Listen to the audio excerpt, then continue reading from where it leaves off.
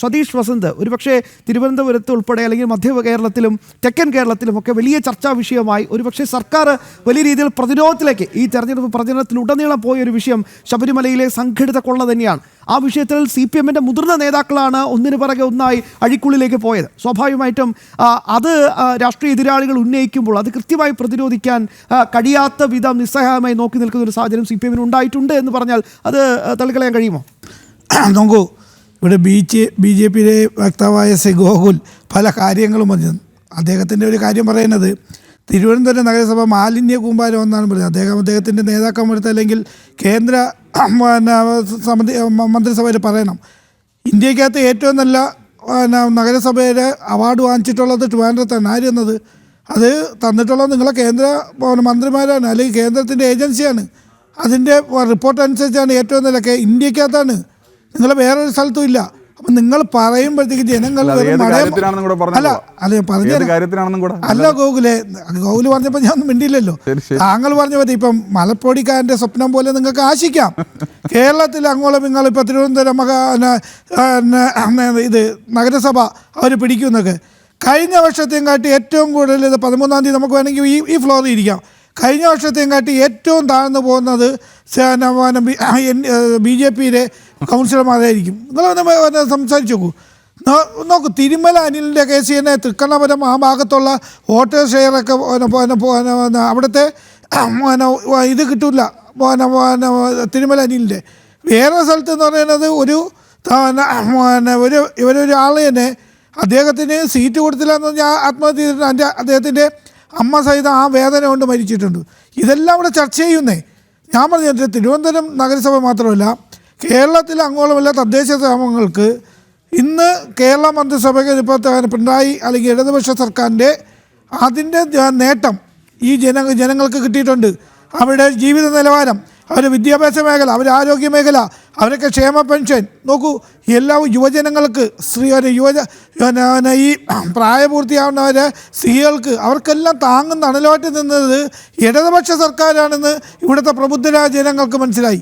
ഇവർ പറയാനായിട്ട് ഇപ്പം VV രാജേഷാണ് ആദ്യം ഈ വെടിപൊട്ടിച്ച് എന്താണ് 45 ദിവസത്തിനകത്ത് ബഹുമാനപ്പെട്ട പ്രധാനമന്ത്രി ഇവിടെ വന്ന് അതിസംബോധന ചെയ്യുന്നത്. എന്തിനാണ് അതിസംബോധന ചെയ്യുന്നത്? പ്രധാനമന്ത്രിക്ക് ഇവിടെ നഗരസഭയിൽ വന്ന് അതിസംബോധന ചെയ്യുന്നത് അദ്ദേഹത്തിന് പറയാനുള്ളതെല്ലാം പറയൂ. അദ്ദേഹം വന്നു, എവിടെ വന്നു? നിങ്ങൾക്ക് കണ്ടല്ലോ, വയനാട്ടിൽ വന്ന് അദ്ദേഹം ഇവിടെ കൊണ്ടുവരും എന്ന് പറഞ്ഞാൽ അതൊരു വലിയ നേട്ടമല്ലേ? Warm welcome. ഞാൻ പറഞ്ഞ പ്രധാനമന്ത്രി ഇതുപോലെ വന്നിട്ടുണ്ട്. പക്ഷേ നിങ്ങളൊന്ന് മനസ്സിലാക്കണം, താങ്കൾ മനസ്സിലാക്കുക, വയനാട് വന്നിട്ടുണ്ട്. വയനാട് ദുരിതം എന്ന് പറയുന്നത് ലോകമെമ്പാടും അറിഞ്ഞിട്ടുള്ളതാണ്.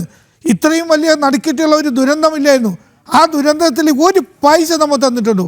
പിന്നെ എന്താണ് ഇവരൊക്കെ പറയുന്നത്? പൊള്ളയായ വാഗ്ദാനമെന്ന് ഇവിടുത്തെ ജനങ്ങൾക്കെല്ലാം മനസ്സിലായി. നമ്മൾ ഇനി പറഞ്ഞിട്ടൊന്നും കാര്യം 6 മണിയോടുകൂടി ഇന്നത്തെ വടക്കൻ ജില്ലയിൽ എന്തോ കേന്ദ്രം വയനാടിനൊപ്പം ഒന്നും തന്നിട്ടില്ല എന്നാണ്. എന്താണ് വന്നത് പറയൂ, എന്താണ് പറയൂ. വായ്പ മുഴുവൻ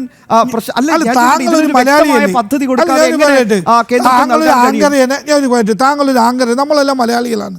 തൊട്ടടുത്തുള്ള സംസ്ഥാനങ്ങൾക്ക് വാരിക്കോരി ഒരു മാനദണ്ഡമില്ലാതെ കൊടുത്തിട്ടുണ്ട്. അവിടെ ദുരിതമുണ്ടായപ്പോഴത്തേക്ക് അവിടെ വായ്പയായിട്ടാണ് കൊടുത്തത്. അല്ല, ഞാൻ പറഞ്ഞതല്ല, ചൂരൽമലയിലും വയനാട്ടിലൊക്കെ നമുക്ക് കിട്ടേണ്ടത് അത് കൃത്യമായി തന്നെ കിട്ടുക ആ നിലപാടിൽ തന്നെയാണ് ഞാൻ അങ്ങയോടൊപ്പം നിൽക്കുന്നു. മാത്രമല്ല, മലയാളികൾ മുഴുവൻ അങ്ങനെ തന്നെയാണ് നിൽക്കുന്നത്. പക്ഷേ നമ്മൾ ചെയ്യേണ്ട ചില ബേസിക് ആയിട്ടുള്ള ചില കാര്യങ്ങൾ ചെയ്തിട്ടുണ്ടോ എന്നുള്ള ചോദ്യമാണ് ഇവിടെ. താങ്കൾ പറയുന്നത് ഈ ബേസിക് ആയിട്ട് കാര്യങ്ങൾ ചെയ്താണോ മറ്റു സംസ്ഥാനങ്ങൾ ചെയ്തിട്ടുണ്ടോ എന്നുള്ളതാണ് ചോദ്യം. നമ്മൾ ചെയ്തിട്ടുണ്ടോ അതാണ് ചോദ്യം. ഇന്ത്യ എന്ന് പറഞ്ഞൊരു ഒരു ഫെഡറൽ സിസ്റ്റമാണ്. ആ ഫെഡറൽ സിസ്റ്റത്തിൽ എല്ലാ സംസ്ഥാനങ്ങളും അങ്ങ് എന്താണ് വിചാരിക്കുന്നത്? ഇപ്പോൾ ഇവിടെ ഒരു പ്രശ്നമുണ്ട്, ശരി എന്നാ പിന്നെ 1000 കൂടി അങ്ങ് എഴുതി കൊടുക്കാം എന്ന് പറഞ്ഞ് നരേന്ദ്രമോദിക്കും നിർമ്മല സീതാരാമൻ ഇരുന്നിട്ട് ഒരു തീരുമാനം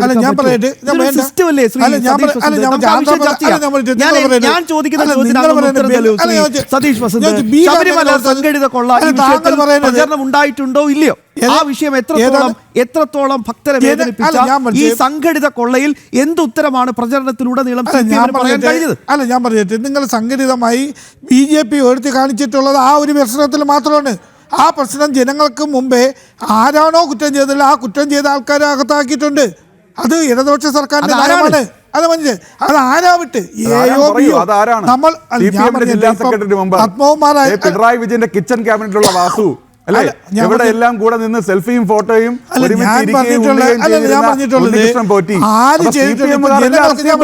ഇനി പിണറായി വിജയനും കടകംപള്ളി മാത്രമേ ഈ കൊള്ളയിൽ അറസ്റ്റ് ചെയ്യാനുള്ളൂ. ബാക്കി പറയാം. അല്ല, നിങ്ങൾക്ക് ഇതല്ലാതെ വേറെ ഏത് വികസനം പിണറായി വിജയനാണോ ശബരിമല വിഷയത്തിൽ അറസ്റ്റ് ചെയ്യാൻ പോകുന്ന അടുത്ത പ്രമുഖൻ ആര്? വാസു വന്നു, ഈ പത്മകുമാർ വന്നു, അല്ലെ? എല്ലാ നിങ്ങളെ പ്രിയപ്പെട്ടവരാണല്ലോ. നിങ്ങൾ കഴിഞ്ഞ നിയമസഭാ തെരഞ്ഞെടുപ്പിൽ ഇവിടെ സ്വപ്നയെ കൊണ്ടുപോയിട്ട് നമ്മൾ ഇത് സ്വർണ്ണക്കൊള്ള അല്ല സ്വർണ്ണ ഇത്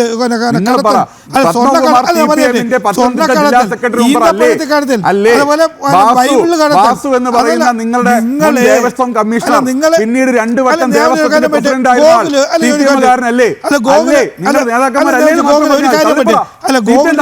നമ്മൾ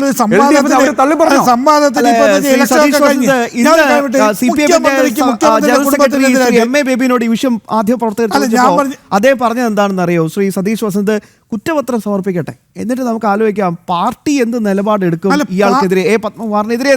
അപ്പോ CPM ജനറൽ സെക്രട്ടറി, അഖിലേന്ത്യാ ജനറൽ സെക്രട്ടറിയെ പോലും ഒരു വിഷയത്തിൽ ഒന്ന് എന്താ പറയാ പത്മകുമാറിനെതിരെയോ വാസുവിനെതിരെയോ ഒന്ന് കടുപ്പിച്ച് പറയാൻ പോലും അകത്ത് അഴിക്കുള്ളില്ല, ഇതുവരെ ജാമ്യം കിട്ടിയിട്ടില്ല, പറയാൻ പോലും കഴിയുന്നില്ല എന്ന് പറഞ്ഞാൽ എങ്ങനെയാണ് മനസ്സിലാക്കുന്നത്? എന്റെ സുഹൃത്ത്, ഞാൻ ഒരു കാര്യം പറ്റി, ഇപ്പം വാസു ആയിരുന്നാലും മുരാരി ബാബു ആയിരുന്നാലും അതുപോലെ തന്നെ പത്മകുമാറായിരുന്നാലും ഇവിടെ എവിടെയെങ്കിലും പാർട്ടിയോ പാർട്ടിയുടെ സഖാക്കൾക്കോ എവിടെയെങ്കിലും നിങ്ങൾക്ക് പറയില്ലേ? എന്താണ് പറഞ്ഞത് മുഖ്യമന്ത്രി പറഞ്ഞത്? ഇടതുപക്ഷ സർക്കാരും പറയുന്നത് എന്താണ്? ഇതെന്ന് പറയുന്നത് ആര് കൊള്ള ചെയ്തു, നമ്മൾ ഒരു മാൻഡേറ്റ് ആയിട്ട് ഒരാളിനെ ഏൽപ്പിക്കുന്നു ഒരു കാര്യം ചെയ്യാൻ വേണ്ടി. അവർ ചെയ്ത കുറ്റത്തിന് അത്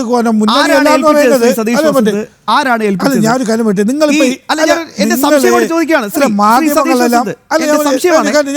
അങ്ങ് പറഞ്ഞ പോയിന്റ് കൃത്യമായി തന്നെ ഞാൻ അംഗീകരിച്ചുകൊണ്ട് തന്നെ ചോദിക്കട്ടെ, ഇത് ആരാണ് ഏൽപ്പിച്ചത്? പത്മകുമാറിന് ആരാണ് അവിടെ ദേവസ്വം ബോർഡ് പ്രസിഡന്റ് ആക്കിയത്? ഈ ഉണ്ണികൃഷ്ണൻ പോറ്റി എന്ന ഈ കാട്ടുകള്ളന് അവിടെ സ്വൈര്യവിഹാരമായിരുന്നു. പത്മകുമാറിന്റെ ഔദ്യോഗിക മുറിയിലാണ് ഇയാള് ഉണ്ടുറങ്ങി കഴിഞ്ഞിരുന്നത്. അല്ല, ഞാൻ പറഞ്ഞിട്ട് ഇപ്പൊ നമ്മളിപ്പം ആ ചർച്ചകളൊക്കെ കഴിഞ്ഞു. നിങ്ങൾ ഇലക്ഷൻ സമയത്ത് കഴിയുന്നില്ല. ആ ഇലക്ഷൻ സമയത്ത് നിങ്ങൾ കൊണ്ടത് ജനങ്ങൾക്കിടയിൽ ഇങ്ങനെ ഒരു പാസ് ആയിട്ടുണ്ട്. നമ്മൾ ജനങ്ങൾ വിലയിരുത്തി മാൻഡേറ്റ് കഴിഞ്ഞു. ഇന്ന് 6 മണിയോടുകൂടി നമുക്ക് കേരളത്തിലെ എല്ലാ ജില്ലകളിലും ഇലക്ഷൻ കഴിഞ്ഞു. അപ്പൊ ഇലക്ഷൻ കഴിഞ്ഞപ്പോൾ ജനങ്ങൾ വിലയിരുത്തട്ടെ. ഇടതുപക്ഷ സർക്കാർ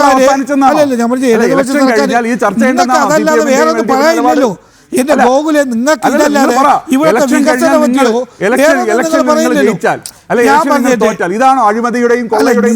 നിങ്ങൾ ED ആയിരുന്നാലും CBI ആയിരുന്നാലും നേരിട്ടാണ് സ്പെഷ്യൽ ഇൻവെസ്റ്റിഗേഷൻ ടീമിനെ വെച്ച് നേരിട്ടാണ് അന്വേഷിക്കുന്നത്. നിങ്ങൾ കേന്ദ്രമന്ത്രിസഭയാണ് അല്ലല്ലോ.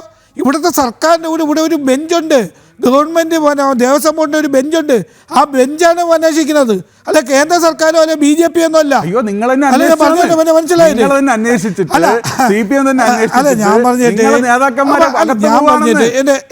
എന്റെ ഗോലെ ഞാൻ ഒരു കാര്യം പറ്റി, ആര് കുറ്റം ചെയ്തിട്ടുണ്ടോ അവർ ശിക്ഷിക്കപ്പെടണം.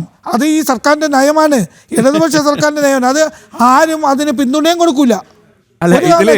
രസകരമായ വസ്തുത ചോദിക്കട്ടെ ശ്രീ സതീഷ് വസന്ത്, കുറ്റം ചെയ്തവർ അല്ലെ ഒരു സ്ഥിരം മടിയിൽ കനമുണ്ടെങ്കിൽ പേടിക്കേണ്ടുള്ളൂ. സ്ഥിരം അതൊക്കെ എന്ന് പറയുന്നത് ഈ ഒരു ഭംഗിയുള്ള ഒരു വാക്കുകൾ ഉപയോഗിക്കുന്നതേ ഉള്ളൂ, അത് അഭംഗിയൊന്നുമല്ല. നിങ്ങൾ പറയുന്നത് അതെന്ന് വെച്ചാൽ ഒരു പ്രയോഗം എന്ന് പറയുമ്പോൾ നമ്മൾ സാധാരണ ജനങ്ങൾ ഉപയോഗിക്കുന്ന ഒരു വാക്കാണ്. അപ്പം അതൊക്കെ എന്ന് വെച്ചാൽ CPMന്റെ ക്യാപ്സ്യൂളാണ് എന്നൊക്കെ നിങ്ങൾ പറയുന്നത് ശരിയല്ല. ജനങ്ങൾ വിലയിരുത്തിയിട്ടുണ്ട്. ജനങ്ങൾ ഈ വികസനത്തിന് ഈ സർക്കാരിൻ്റെ ഉള്ള മാൻഡേറ്റ് ആയിരിക്കും തരുന്നത്, ഒരു സംശയമില്ല.